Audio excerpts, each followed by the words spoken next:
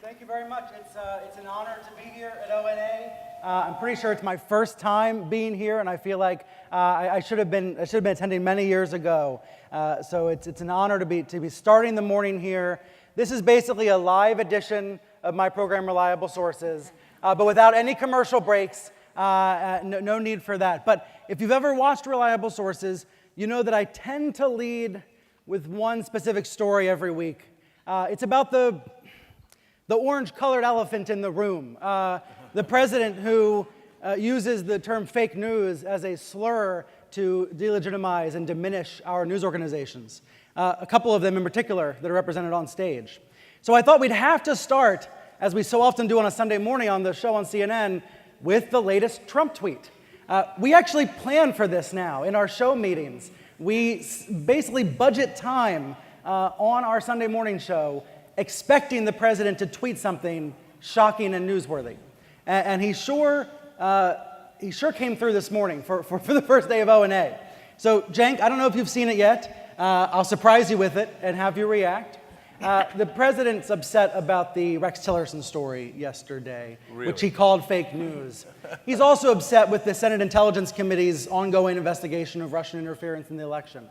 As, of course, Russia today has been caught up in that investigation as well. So this morning, the president said, why isn't the Senate Intelligence Committee investigating our fake news networks in America? Why aren't the senators investigating the made-up fake news stories that our American networks are producing? Is this a new low, Cenk? Well, every time you think you hit the bottom of the barrel, you find out that barrel has no bottom.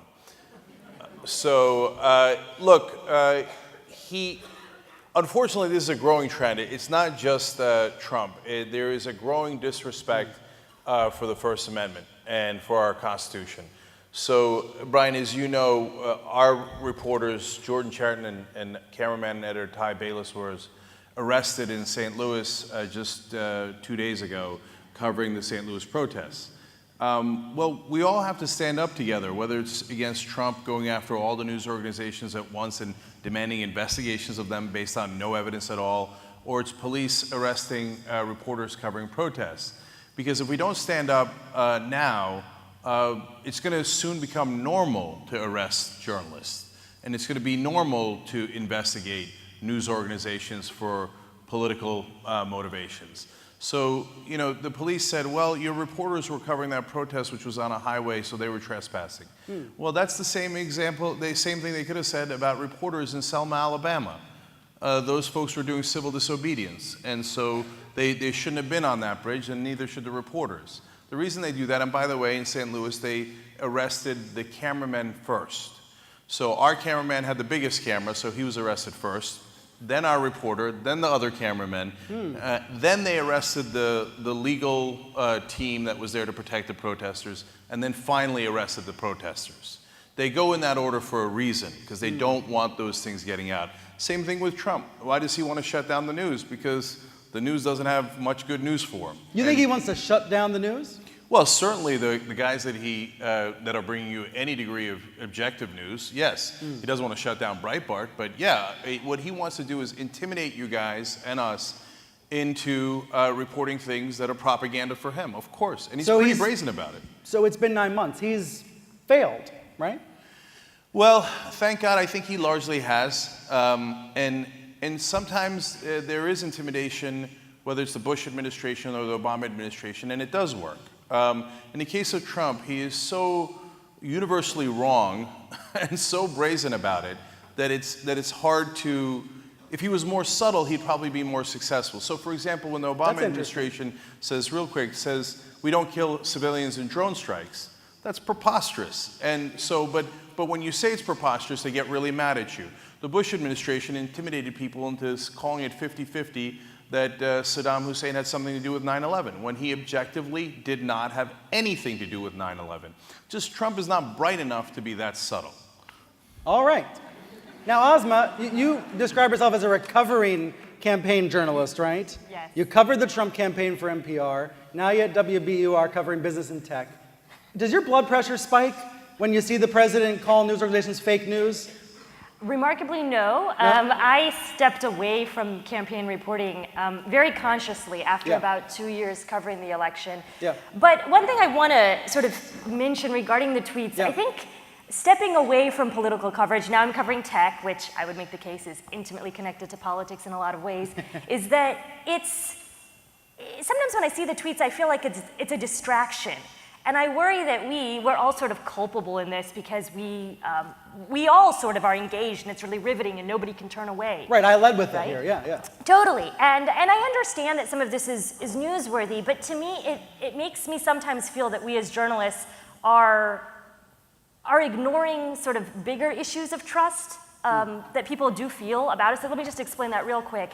So my job was to cover voters during the campaign, which meant I was kind of crisscrossing the country, talking to people, and consistently I would hear from people about a fundamental distrust of who we are, why we're interviewing them, when we show up in their communities and when we don't show up in their communities. And to me, what was perhaps most alarming was that was not a fear that was expressed to me only from Republicans or Democrats. It was expressed to me from communities of color. It was expressed to me by very young people. I mean, if you look at surveys, millennials have a huge level of distrust of journalists. I think we're below like Wall Street bankers on that level, so it's not as if we're seen favorably. And to me, sometimes those questions, which are harder to explore, are sometimes overlooked because Trump has sort of just come after journalists, I think, with such a sort of a stick, right? And journalists are seen as sort of the boogeyman. It allows us to ignore some of the other, I think, very real concerns that people do have about our role in trust. And that's our transition, because our title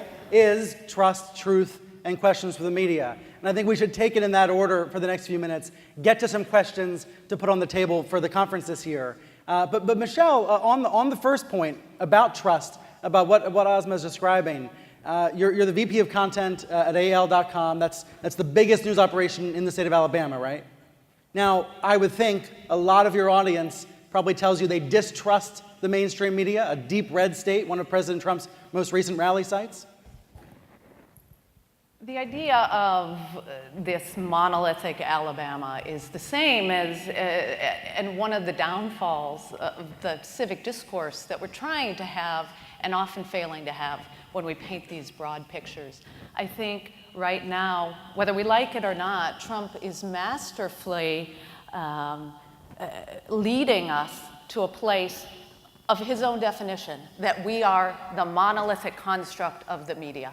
And instead, I would challenge, are at an opportunity to give that up. That's an old order. That's an old idea.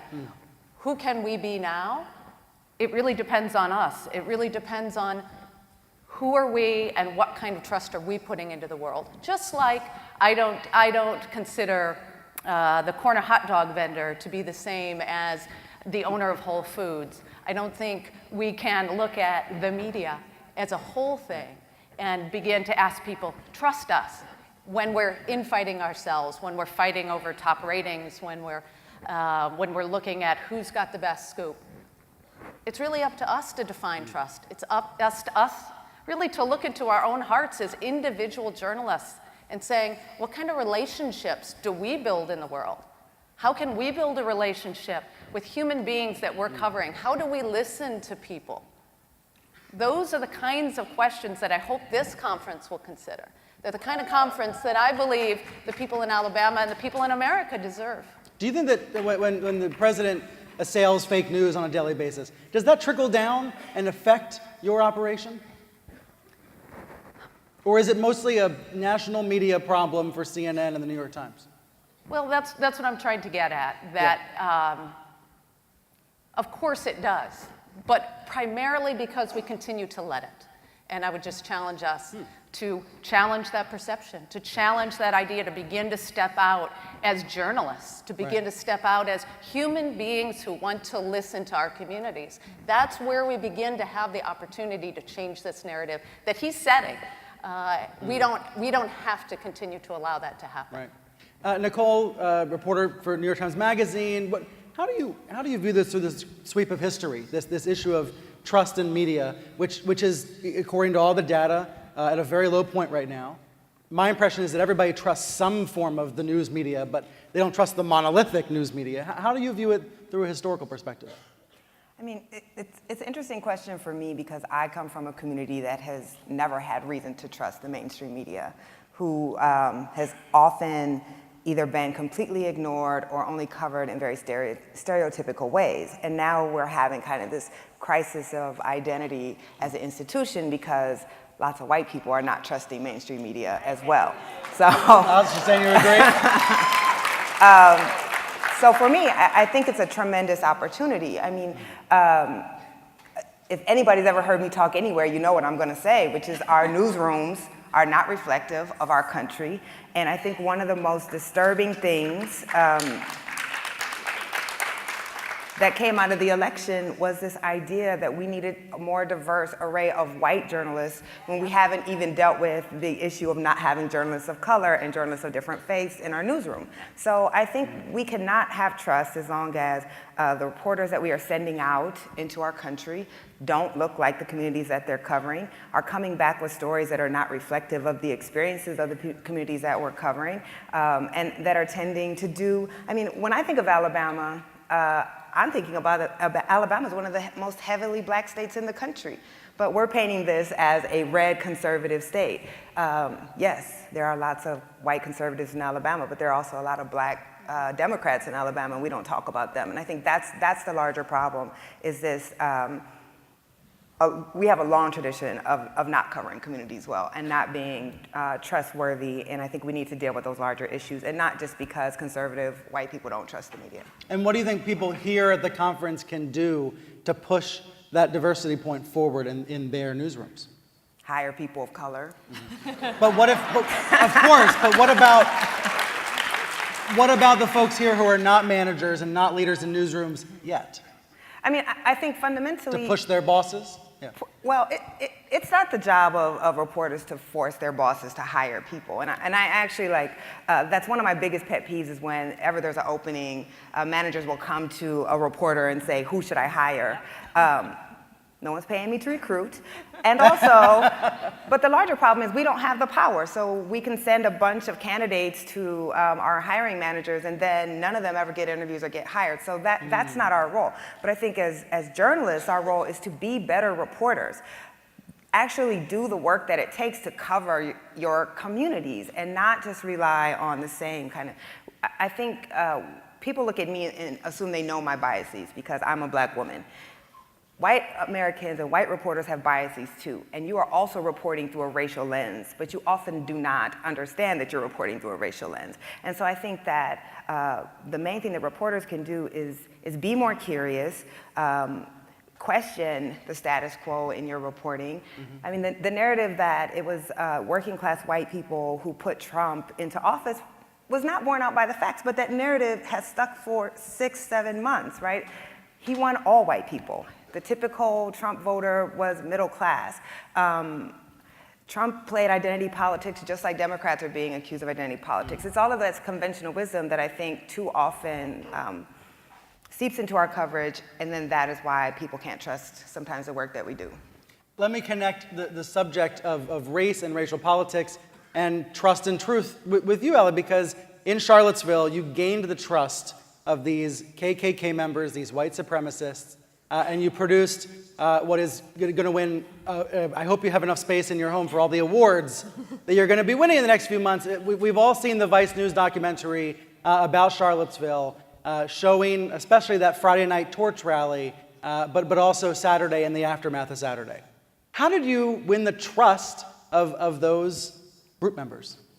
Well, they don't really trust me. I mean, You had me fooled. they think I'm also part of a plot to suppress white identity. So, but I did a lot of reporting before this. I came to TV from print, and one of the drawbacks of TV is that you can't show all your work. But we did a lot of reporting before that. We made a lot of phone calls, and these men, it is largely men, they know that I know what they believe in, who's important in their movement, who isn't, their media. They know that I have done the reporting, so they will talk to me. And I can ask them much more specific questions than I think a lot of journalists who are unfamiliar with this movement are able to do. So it's really about beat reporting in that case. Absolutely, yeah. I mean, I've gotten the question over and over, how'd you get access to these guys? Yeah. I called them. And at one point, there's... At one point, we were in this parking lot. It was like kind of chaos, and like I saw this guy I had met in 2013 at CPAC, and I just pointed at him like, I know you. And he was like, yeah, I know you too. And I was like, would you talk to us on camera? And he did. That was Matt Heimbach of the Traditionalist Worker Party. And so, yeah, it's just about knowing that beat, knowing who's important in it and what they're talking about. Can I interject on this? I mean, what was so great about that is you had done the reporting. These are communities, that's another community whom most of us ignore, who we don't take seriously. And the reason you had the absolute best story out of that is because you did take it seriously and you did get in there. And I think that's fundamentally our problem. Overall, we're covering the same people all the time. And there's all these other people on the margins who we ignore. And no one else had the type of story you had for that reason. And I think that was amazing. And also, this is where being white is helpful, right? I mean, a lot of journalists of color had the conversation. Could we have gotten that story? And probably not. And so white journalists need to be invested in covering race through white people as well. And I thought that was really brilliant. Oh, thank you. I should say, my producer in the room with the hotel where he had all the guns is an African-American woman, Tracy Jarrett. And in the van with all the Nazis, there was Josh Davis, my producer, was Jewish, and our cameraman was Orlando de Guzman. He's Filipino. So it was, I really appreciated them being there, right? Because I couldn't attack every single racist thing I said, but like having them there, I was like, what can I not let go? Like, what can I absolutely not? I have to take a stand on. So yeah. What are you working on now? Can you give us a preview? We're still covering that beat. We're also looking at Antifa and the leftist groups who've made it their mission to counter the alt-right. I mean, I think there's some misperception about what Antifa is. People just see kids in black punching people, and there's a lot more than that. There's actually this incredible intelligence operation that they're running on the alt-right at all times. And so that's one of the things we're following. The reason I wanted to highlight your Charlottesville doc is because I want to balance some realism about the challenges in our profession with some optimism for the incredible work being produced. So I'd like to hear from each of you about what you've been proud of from your news organization recently. What has stood out to you to get to our title here about trust and truth? How have you all gotten to the truth? So maybe, Cenk, you can start us off with the Young Turks. I think of it as an online progressive news outlet. Is that a fair description? Yeah. And what have you all, how have you gotten to the truth recently in a way that you're particularly proud of? Yeah. I'm super proud of the coverage of issues that we do that not a lot of the other press did. We were the first cameras out at Standing Rock, and thank you. And we went out there, Jordan went out there 7 different times, and he saw it all unfold. And then he went to Indiana and uncovered, and it was a day before the New York Times, and the New York Times did a wonderful story on it about lead in Indiana that is way worse than in Flint, Michigan. The soil there is 280 times allowable limits. So, and when he was covering the St. Louis protest the day before he got arrested, one of the community leaders he was talking to, he said, "The Young Turks is our media." And I couldn't be more proud of that, because that's what we're trying to do. So there's a lot of media that focuses on Washington and New York and the powerful. And our job is to represent everybody else and the powerless, and to say, yeah, it might not be getting a lot of attention, but it deserves attention. And when the cops are firing rubber bullets and pepper spray and all the things that they did. So one of the things that we caught, because we had a camera there, was at Standing Rock, they claimed that the protesters started fires. Well, our cameras caught the police firing these tear gas canisters, which then starts the fire, which they then later blamed on the protesters. That's why you got to have cameras there. That's why you have to represent the powerless, because it's easy enough to just let a lot of these corporate interests, like in that case DAPL, roll people over. And then later they gave $15 million to the state of North Dakota. They've privatized the police. There's so many issues going on.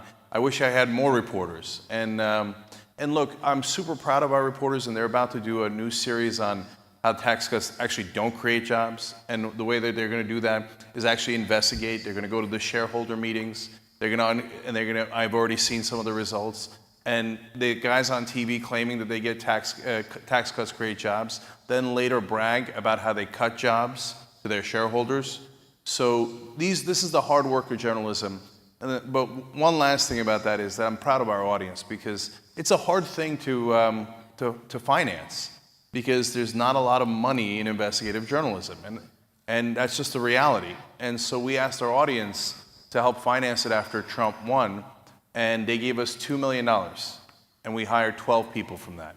So, and we just have to find new models of giving voice to those folks so that we earn their trust. You and I argued on TV last year. Some folks thought I was being biased, some thought you were being biased. Do you think the solution to the trust problem in the business is more opinion outlets like yours, places that come from a clear point of view, in this case, a young progressive point of view? Yeah, I want to double down on what Nicole said, but in a slightly different way in regards to this question, because it's super important. So when Democrats say, let's stand up for black people or gay people, Republicans say, well, that you're doing identity politics. But they invented identity politics. It's called the Southern Strategy. So they did it for 40 years. They had 2 different RNC chiefs apologize for it. That is identity politics. Let's go get Southern racists to vote for the Republican Party instead of the Democratic Party. So, but they don't see it that way, because their assumption is, well, of course, I mean, white people are the standard, and everybody else is, if you don't agree with the standard, then you're doing that. So in the case of the media, how does that apply? Well, you know, the Republicans play this game where they whine to the refs, and they call the media liberal, and they say there's a liberal bias. So the reality is, the right wing in this country wants to destroy the things that bring you truth. So who do they attack? They attack the media because they bring you facts. They attack professors because they bring you facts. They attack scientists because they bring you facts. They don't want you to have facts. They want to replace it with their propaganda. Now, if the Democrats or progressives attack those institutions that brought you facts, then I would be opposed to them. And so, and a lot of the mainstream reporters, sorry, but it's true, have a bias they're not aware of. It's an establishment bias. So they assume that the establishment is right, and then anyone challenging the establishment, by the way, either from the left or the right, is radical or extreme or shouldn't get that much coverage. But that's not true. And so we are honest about our perspective. Yes, we're progressive, we're proudly progressive. But I don't think that a lot of the establishment media is honest about their perspective, which is they think the status quo is kind of awesome. There's a little piece of Sean Hannity inside me that wants to jump out and debate you, but I'm resisting. I'm resisting my Hannity.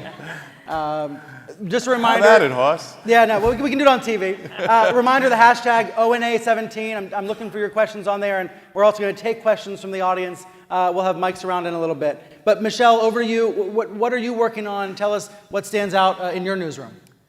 So a few years ago, Jesse Hardman, who runs the Listening Post Collective, posited or put forward the idea that listening is a revolutionary act. And I have been incredibly fortunate to bring people to Alabama who believe deeply in that.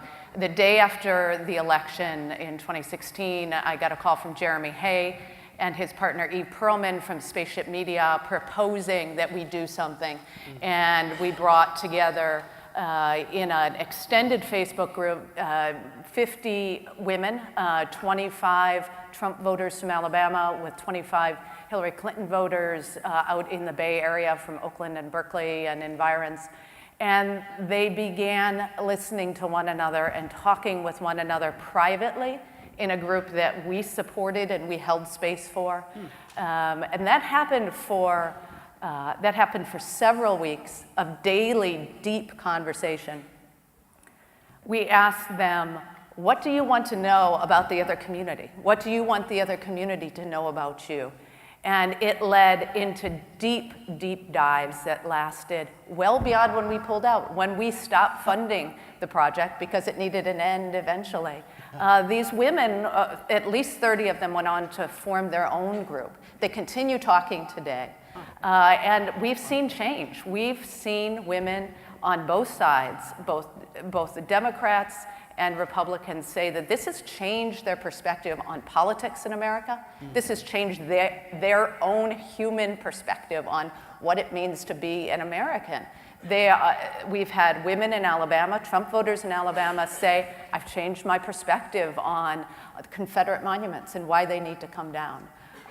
It's by that kind of slow conversation. It's because of that ability to hold a container for people.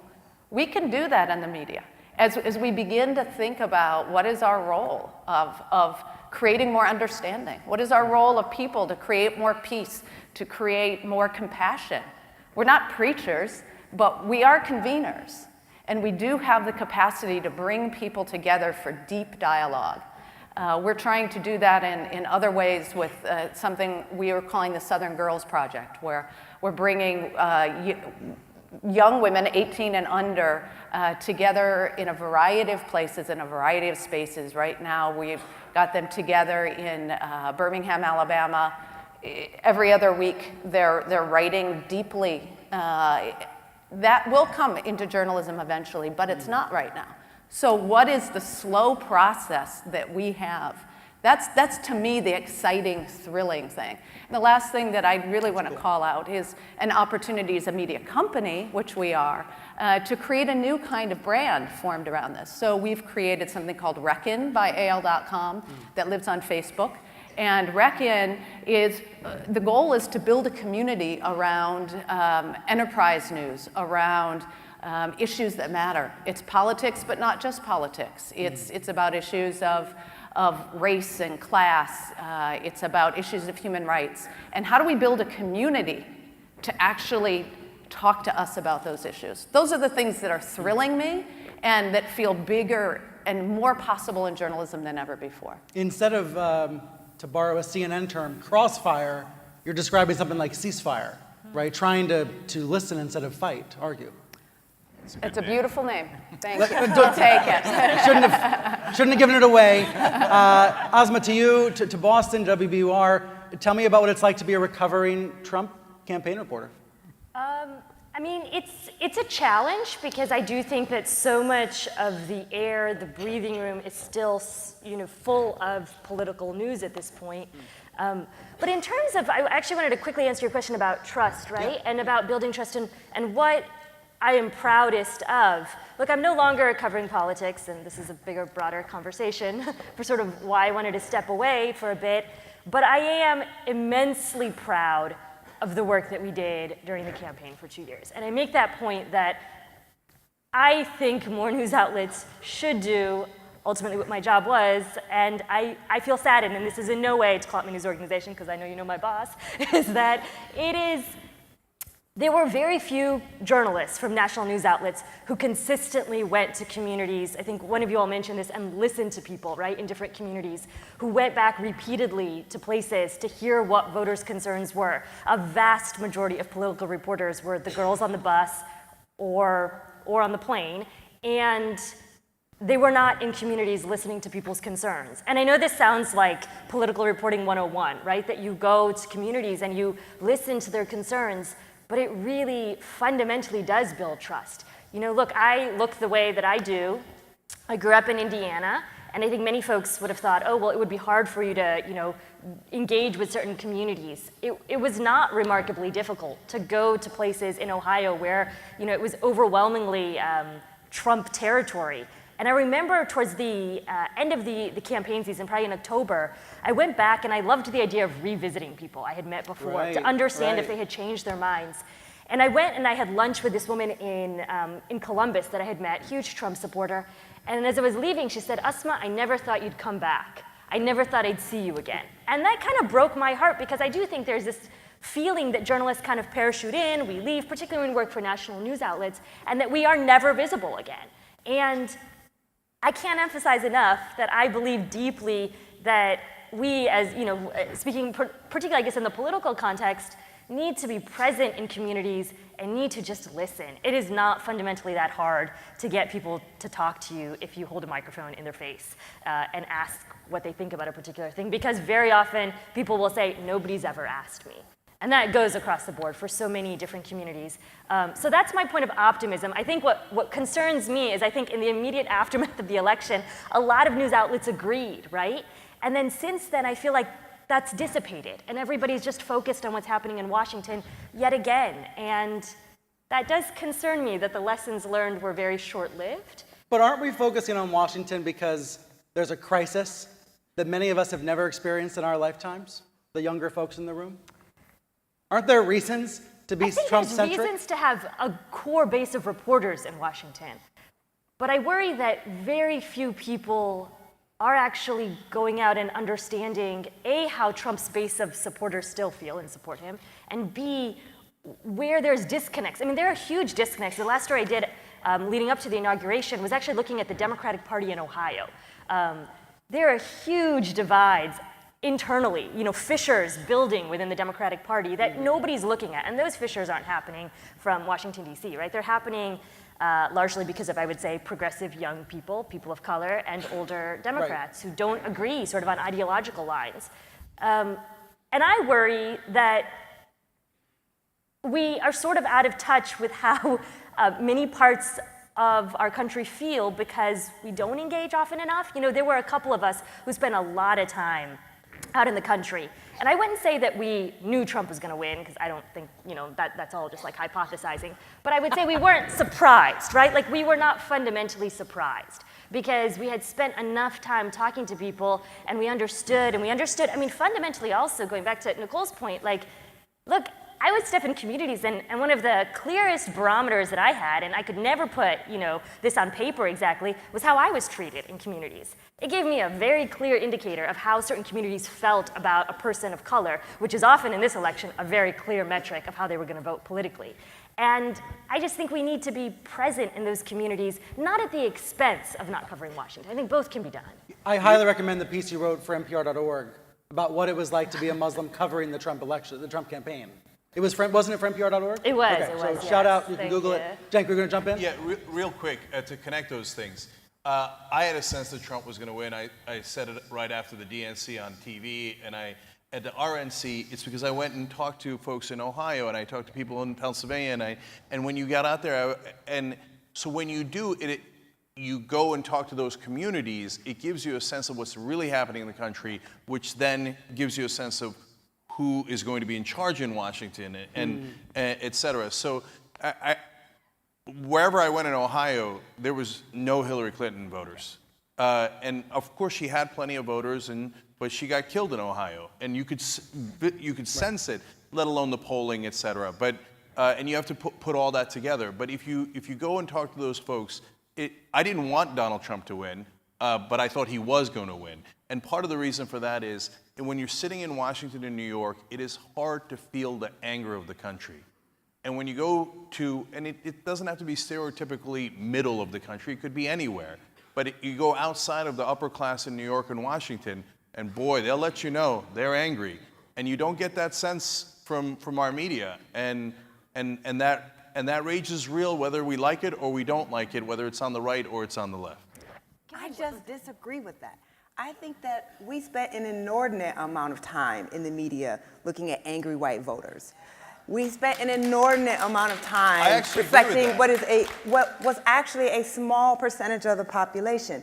I think one thing that we continue to ignore and that we haven't actually seen yet was this was the first election after the gutting of the Voting Rights Act. This is the first election where we saw a wave of voter suppression laws happening all across the country, and now the data is starting to come out that hundreds of thousands of Democratic votes were likely suppressed. So I think we read probably way too much into this. I mean, middle of the country, I'm from Waterloo, Iowa. And I can tell you that there are a lot of black folks and there are a lot of brown folks in the middle of the country who are in towns that have been gutted, in towns where they don't have jobs. The black unemployment rate is still in double digits. They did not vote for Donald Trump. So I just think that narrative has been very dangerous. I think it's pushed our coverage caused us to re-examine things that maybe were not actually true. I'm not saying we should have ignored those groups, but I can't tell you how many stories I saw on that demographic the entire time. But Nicole, to that point, don't you feel that part of the reason that narrative was true is because people were just periodically parachuting in? One of my favorite stories, I went back to my home county, which includes Gary, Indiana, which, long story short, it is essentially that. It is a decimated old steel town. But it's also a town where Donald Trump came, built a fancy casino, and then dropped like that. It was a town that had huge, high levels of unemployment historically, but ultimately was full of many people of color who fit that description of, decimated communities, but were not supporters of Donald Trump at all. But I think, to your point, though, those stories are likely also the result of people coming in, coming out, not actually going to diverse communities in our country, just kind of parachuting into a few places. Because largely, we look at polling numbers in Washington, D.C., and then we're like, all right, let's go to this town. Let's, sort of come and spend a week there. And it's not a matter of going to communities, and often communities of color, because to your point also, there are very few journalists of color who are covering political news. I covered Hillary Clinton quite a bit towards the end of the campaign, and I remember being in a black church with her in North Carolina.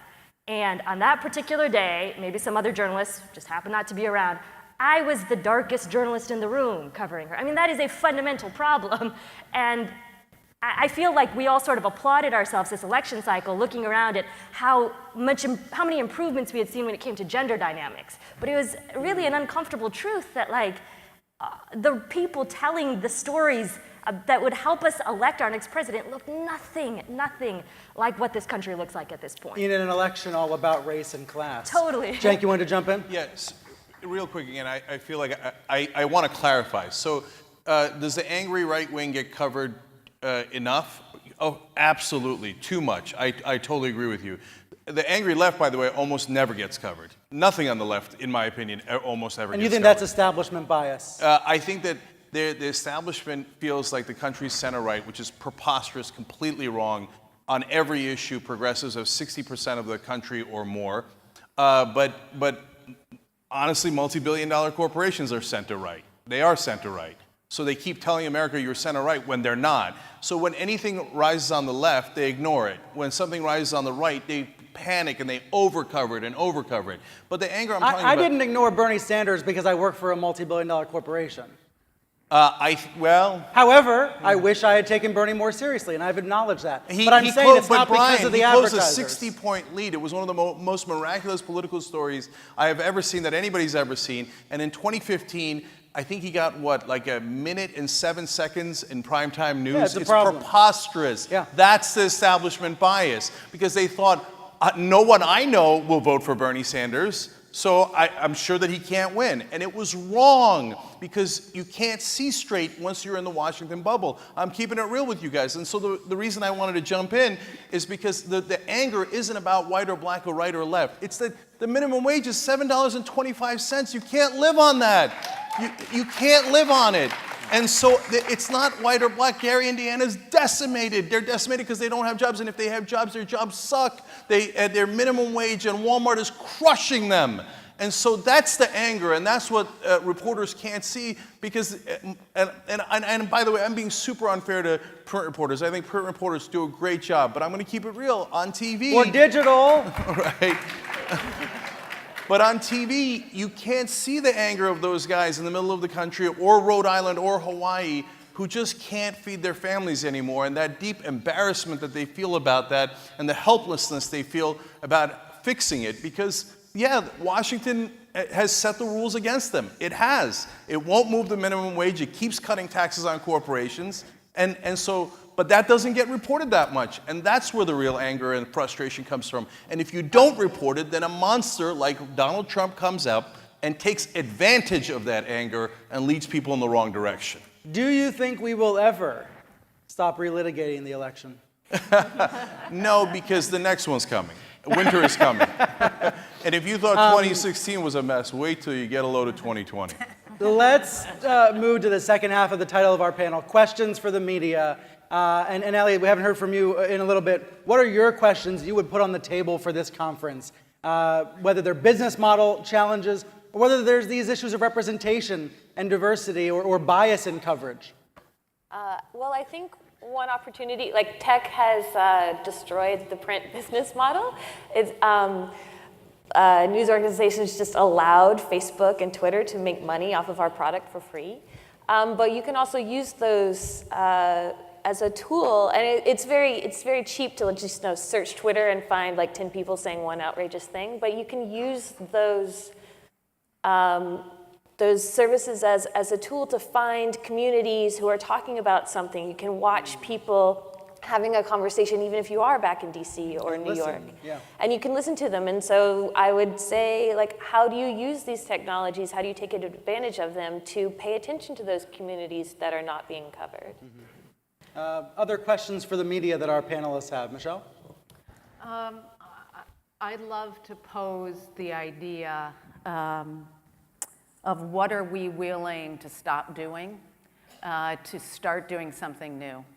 And I think that's a question for us as leadership in news organizations.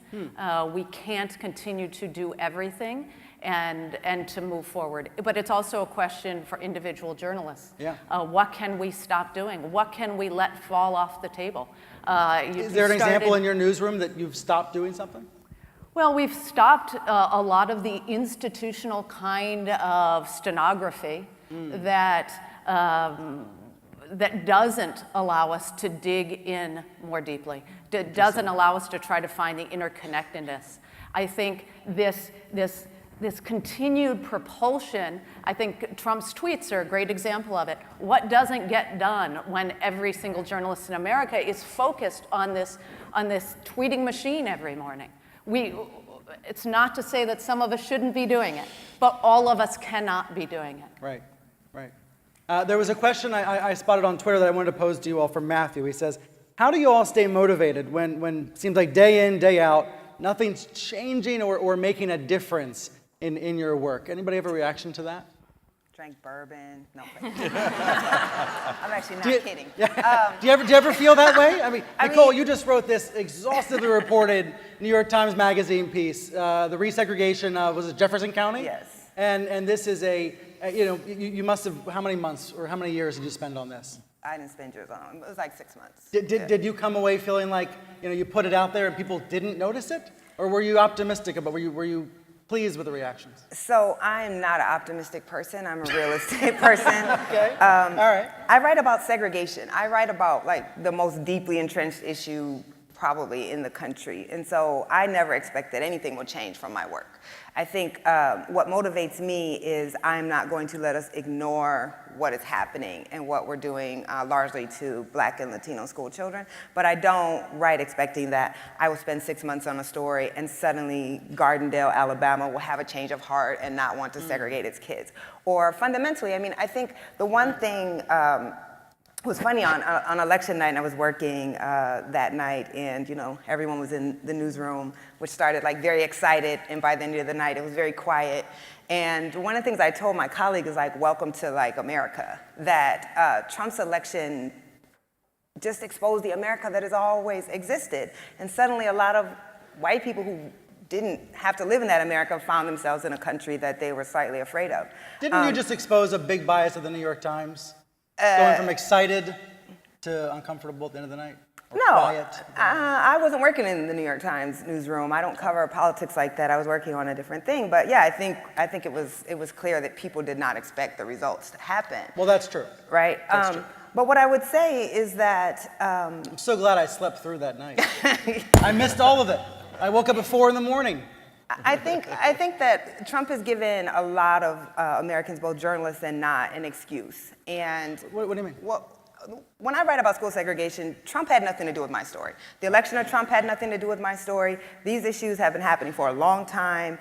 Progressive government have allowed, these things were happening under President Obama. They were happening under Bill Clinton. But now we can try to say that all of these inequalities we see, we don't have to actually take on the burden of this because we can now blame it on Trump and it becomes easy. When I go and talk about school segregation, people are always like, oh my God, Donald Trump. And I'm like, Donald Trump had nothing to do with any of these stories that I'm talking about. And I think that's the important message to me for journalists is like there's much more. There are people who have to be writing about Donald Trump, and I really do think like they are fortifying our democracy in that work. And I'm very proud to work at the New York Times. But there are tons of communities and tons of issues that need our attention and need our spotlight that have nothing to do with who's commander-in-chief. And those are the most vulnerable people who need our work and our attention the most. And sometimes it does feel like Trump sucks all the oxygen out of the room, and clearly it's important. But I think most of us are not working at national publications. We have beats, we have state houses, we have city council meetings that we need to go to, and that's what really is affecting people on the ground, and that's really where our work needs to lie. So I'd love to jump in with one thing that really ties into that. I asked a woman who grew up in Alabama's Black Belt, Greensboro, Alabama. She's a writer, poet, living in Birmingham now, what she wished journalists here, 3,000 journalists gathered together. And I just wanted to bring this up to read. Her name is Salam Green, and she said, and I really believe that this has to do with what you're saying, and I believe that this is our challenge, is she wants you to know that all our stories connect.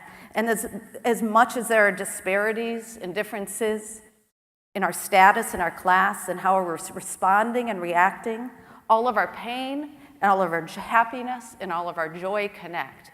And what are we doing with that? What is our opportunity to begin listening to those kinds of stories and those kinds of people at the same time we chase the facts and the information?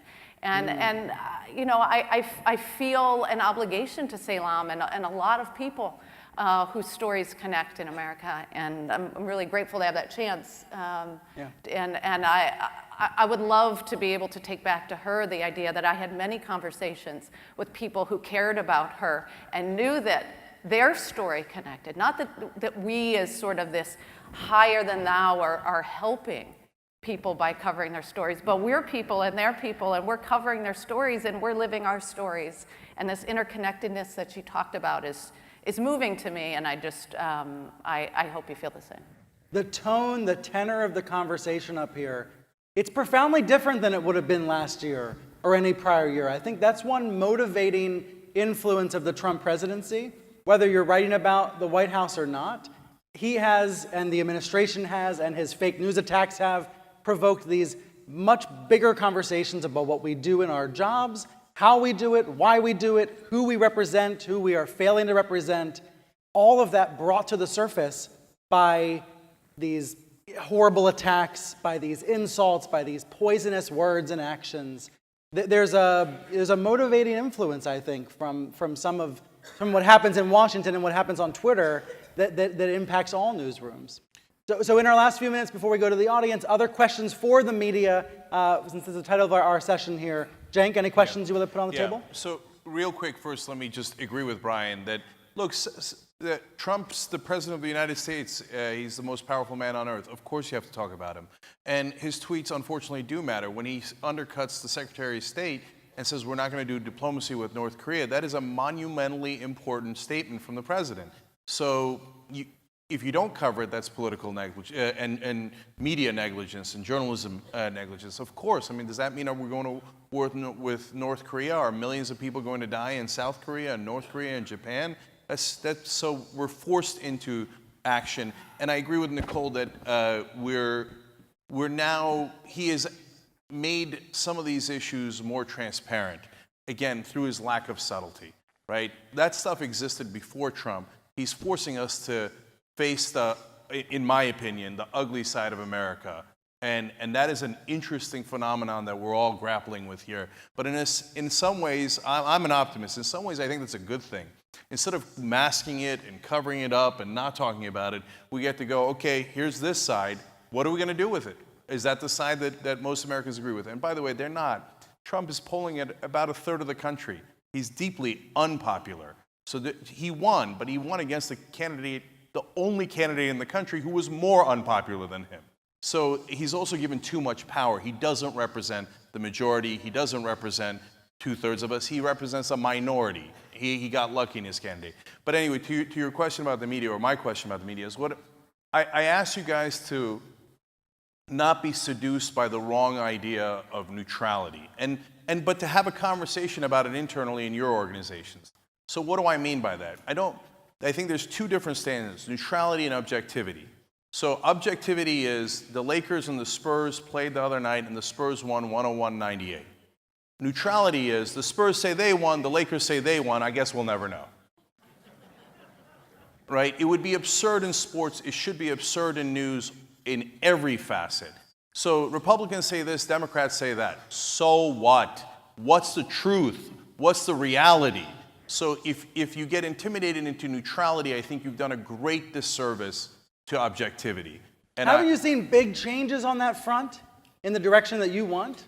I Journalists actually fact-checking on a daily basis, yeah. I actually have, and it's a great point, Brian, which is that during the Clinton, Bush, Obama years, I was greatly frustrated at that. And I think that the Bush years were way worse for the press. They called everything even when it wasn't even. 70% of Americans believe that Saddam Hussein personally attacked us on 9/11. If I thought that, I'd want to go to war with Iraq too. And the media did not correct that. They said Bush says this, and the Democrats usually say nothing, right? Well, then you've given a terrible misrepresentation of the facts to people. And I think it has gotten better because Trump has attacked the media so much that they just said, oh, forget it, right? Calling this even is preposterous. So, and he lies so fervently, so enthusiastically and consistently that you're forced to call it out, which is a good thing. I've seen, yes, positive movement in that direction. And Asma, to you, questions for the media before we take audience just questions? one real quick question, and it's something I think I've been grappling with myself, going from covering national politics now to covering tech in a much more sort of like regional focus. Yeah. And that is that how can we look at public policy and its implications in our own communities? So real quick, for example, within Boston, I would say AI, automation, robotics are huge. I'm also a big believer that that will likely affect our job displacement way more than immigration has and ever will. Mm-hmm. So to me, I'm looking at, both the implications. I'll go to, say, a robotics factory, and then I'll go to the furniture making factory out in Western Mass that has started to use some of these robotic pieces. Same thing with H-1B visas. I talked to somebody who's on an H-1B visa, as well as the guy who thought he lost his job because of an H-1B worker. I think we all live in communities where public policy is trickling down. And to me, that's not covered enough. And I would encourage you all to think about ways in which, sure, like things in Washington may seem kind of far away, but they all have implications in our local communities. I think we have a couple of microphones out there. So in our last 10 minutes, let's see who'd like to ask our panel a couple questions. I think I see a mic coming up here. So if you see a hand, let's go to it. Maybe let's see what the mic plan is.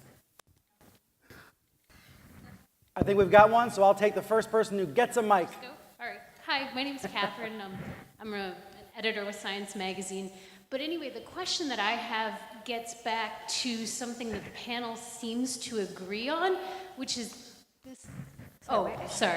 Which is this idea that in order to build trust with media consumers, we have to cover communities. And so what I'm wondering is, with many newsrooms being understaffed, underfunded, and overcommitted, how do we invest the time and the resources that are necessary to do the things that everybody seems to agree we need to do?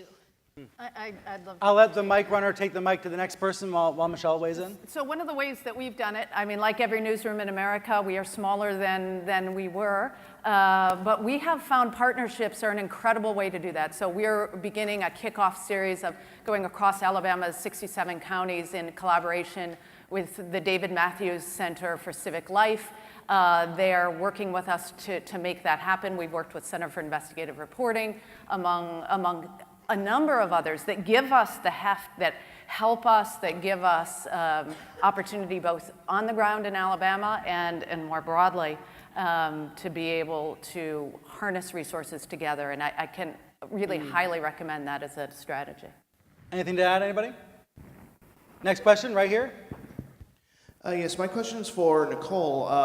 Basically, you were talking about the narrative of voter suppression being a major part of the last election, and I think that's definitely important to cover, but I was just wondering, how do you do that with and get people to not dismiss it out of hand as something that comes from a place of partisanship, because I think a lot of the false media narrative, what people say about false media, is they don't like what we're saying, so they'd rather say it's not real than accept it at face value. And especially if you're going to confront people with a reality that's going to make them very uncomfortable, how do you do that in a way that they'll embrace what you're saying and not dismiss it before they actually have a chance to consider it? I mean, I think everything I write about makes people very uncomfortable and they don't want to believe it. So I think the most important thing is transparency. I don't think that when we report, there's enough transparency about where we're getting our information from. We state things as fact. If you look at my reporting, I link heavily to the most frustrating thing to me as a reader is to read a story and have no idea where the person who wrote the story got the information from. I may want to read it myself. I think we've often operated on the basis that people will just believe us because we are reporters, and we know that that is not true. We need to show our work. When it comes to voter suppression,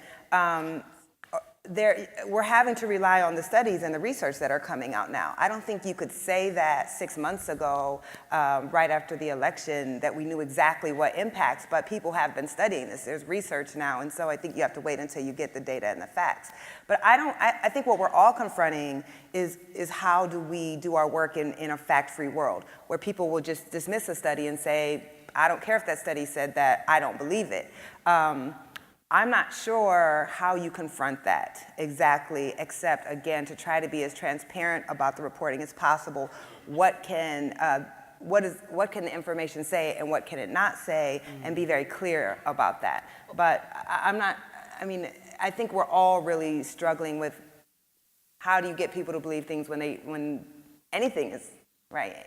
Anything is an opinion. People take anything as an opinion. Well, you may say, the study may say that, but I choose not to believe it. I don't know. I think that's a struggle. I just think that there's also a building of a kind of a broader body of work. So Nicole being in Alabama, in our community, covering from a really big picture and a big, long narrative, and us covering it sort of as local media day in, day out, day in, day out.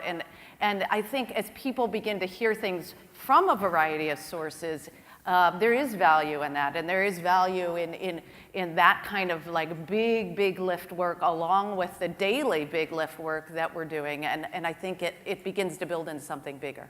But I love this question to put on the table for the next couple of days about what are the communication strategies in order to reach folks who are inclined to disbelieve basic reporting. What are the ways in to reach them? Is there a question here? Am I here? Hi, my name's Kim Lyons. I'm a local reporter in Pittsburgh, Pennsylvania. We've had a lot of coverage of what's wrong with Pittsburgh and why do we do the things we do and who we are and what our identity is. And I would just challenge all of you, Brian, your show especially, don't assume you know what the narrative is. Don't assume that the narrative that was true 6 months ago is a narrative now. Rely on reporters on the ground in these communities who have already built the trust. Don't go parachuting in. Don't go in and think you know what the story is, that your editor has decided based on Twitter. Here's the story. Go find people to fit that narrative. Ask us. All of us need work. A lot of newsrooms have been decimated. A lot of people are out of work, looking for work freely. Come to us who are in the communities already, who have built the trust, because that's how you're going to earn the trust of communities, and that's how your coverage nationally is going to improve. The narrative is different. The narrative is shifting. In Pittsburgh, it's different. We're a very tiny blue dot in a very red Pennsylvania. You're going to find different voices, voters, opinions. If you drive a mile outside of Pittsburgh, if you are in the city limits, you have to rely on the people who are on the ground already. Yeah. You're going to go in for a couple of weeks and get a rough idea. That's not a really great story. A really good story is what's been happening here for 10 years, 5 years. But it's not. In some ways, it's not practical, though, right? I mean, as national reporters, that is what you do. You cover the entire country, which means you are going to necessarily have to go in and out of a community. I can tell you we all read, like whatever the local reporting is, any good reporter is reading all of that reporting before they go in. Whenever I go into a community, I always contact the local reporter. Absolutely. But I'm not going to ask you, to me, when I was a local reporter, a national reporter calling me, asking me for my sources was insulting. Right, but get my byline on that story too. I'll help you, I'll work with you on this story. I think more of that should happen, not just parachuting in and asking and then saying goodbye. Come on in and let's work together. Right. There's a mic over here. Let's get in a couple more before we have to wrap. Yeah, let me just quickly answer that real quick. So on the issue of narrative, it is deeply frustrating. I've written op-eds for some of the major papers, and sometimes they'll tell me, yeah, that doesn't fit the narrative we're going for. Like, yeah, that's why it's my op-ed and not yours, right? So there's this weird thing about narrative that is real. There's somehow groupthink sets in, and there has to be some narrative of the week, and it's a bizarre phenomenon. And I'm with you in that we should break it down. But I'm also with Nicole. It is really hard. People always ask us, "Hey, when are you going to start TYT Chicago or TYT Pittsburgh?" Boy, man, getting the resources to get that deep, that is going to be a real challenge. That's our hope. We want to do other countries first, probably UK, Germany, etc., and then we want to go smaller too. But it's going to take a while. Yeah. Question here? Actually, in the back, I think. Yeah. Go for it. Uh-oh. Yes. Yeah.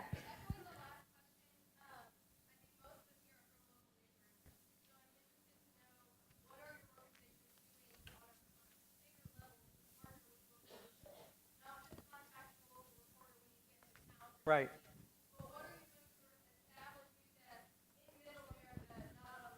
Question about partnering with local newsrooms. ProPublica, for example, just today announced an attempt to do that with 6 organizations. Any thoughts from you all about that? I mean, I can speak, I guess, on the perspective of public radio. I've worked both at the NPR national headquarters as well as at a couple of different local stations. I think NPR is constantly trying to figure out that balance.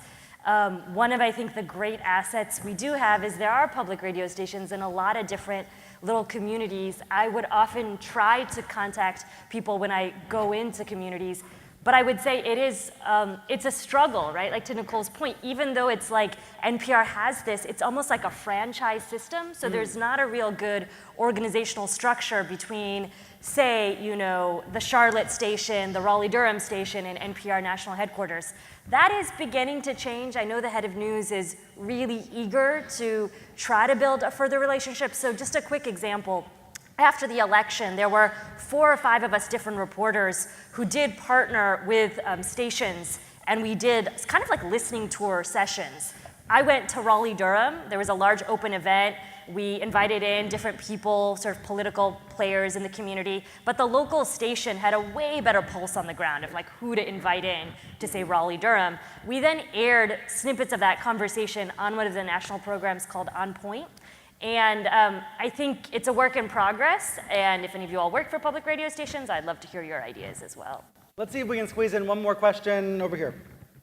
Hi, thank you so much for being here. How do you sift through Twitter trolls versus legitimate criticism that's open for discourse? Oh, now I have a feeling this applies to everybody in the room. Yeah. Who wants to take it? Yeah, that's a great question. And I'll tell you one of the great pieces of damage that trolls did, which is that we were greatly connected to our community. And so they would be our editors at large. I remember we once ran a clip of John McCain that was edited wrong. We had taken it from a local station in Arizona, and I would skim through the comment section, and our audience, which is largely progressive, said, "Hey, I was there. That's not what he said," or they didn't boo him after that. And we went back, found the original tape, and they were right. And then we fixed it the next day on air. And so we have this wonderful connection, and it allows us to see the rise of Sanders and Trump, et cetera. The trolls come in and try to ruin that. So they try to sever your connection to the audience and to the community by attacking so nonstop that it just becomes like my Twitter feed is, and I don't block or mute anyone. I don't know, that's a principle of mine, maybe it's wrong. But oftentimes it's just a reign of hate and fear and bile. So I have to wade through that to get to the legitimate criticism. Right. So what, after your Vice documentary, I mean, you must have really been at the epicenter of that. Can you tell us how you do that? Yeah, well, my beat is trolls. So, I don't know. I mean, occasionally, yes, most normal people don't use Twitter. Facebook is so really, true. The average person is much more likely to be engaging in a story on Facebook, and I think you can scroll through that and still, you'll have a lot of comments on like my face. So I think Facebook is better than Twitter. Twitter, I mean, I follow them to see what they're talking about, and so all the grotesque, misogynistic comments are kind of informative because you understand how they think. But I mean, I mostly see Twitter as a place where journalists praise each other and like monsters call women ugly. That's about it. I mean, look, I was trolled horribly during the election cycle, like, I'll be honest, to the point where many of my colleagues would see what was happening and I think be horrified, and a lot of it was very race-based and religiously based. Towards the end of the campaign, I would say Twitter allowed you to start keyword blocking people, and I did do that. For example, I block like jihadi, terrorist, bitch, raghead, because I, as a human being, just like can't deal with that on a regular basis. Maybe you all are sort of more okay with that. I would say, though, that I think it's really hard to sometimes decipher legitimate criticism on Twitter as a platform. I think it's pretty easy to reach out to people through like email. You can kind of guess an NPR reporter's email and whatnot. So I very much take to heart criticism when it's emailed, or feedback when it's emailed. I think Twitter criticism is just often flippant and race baiting. And we are in the era of trolls, and they've come to life. This happened yesterday, it happened the day before. People literally come up and scream in my face. And they've been, empowered by the troll in chief. I mean, sometimes we call Donald Trump Donald J. Troll, because what was he? He was a Twitter troll before he became president. But some folks also come up to you and thank you for what you're doing. Yeah. No, that happens far more often, and I love it. Right? Yeah, and so I love the interaction, and I'm amused by the right wing. I mean, some guy came up and screamed at me in an airport, just said, "Dick," and left. So, okay, that's your opinion, man. But people will come up and hug me, and they say, well, you don't know me, but I know you. I spend every morning with you. And that's powerful, that's great, that's why I'm an optimist. And I've seen, and one more thing, guys. You do have the power to change people, you do. I've had dozens, if not hundreds of people come up to me and say, I used to be this and now I'm that. I listened to you, I used to be evangelical, I used to be conservative. I was closeted and I didn't have the courage to tell my parents. And some of them sometimes say wonderful things like, you set me free. Oh, that's the best feeling in the world. So if we all do our jobs and we do objective journalism and then we have perspective or we don't, that's okay. Yeah. I think we can set people free. Or as Asma, the person said to you, I never thought you'd come back. Yeah. That really resonates with me listening to the stories up here. I'm really inspired by the work that we've talked about here. I'm inspired by the audience levels for a lot of the work, for a lot of the reporting that's being done this year. I'm inspired by the subscriptions we've seen to some of the big outlets on a national level, and by the efforts on a local level to start to do that as well. So we're wrapping up here. I know we've got a full day of sessions ahead, but I want to thank all of you for your time, and please thank our panel as well.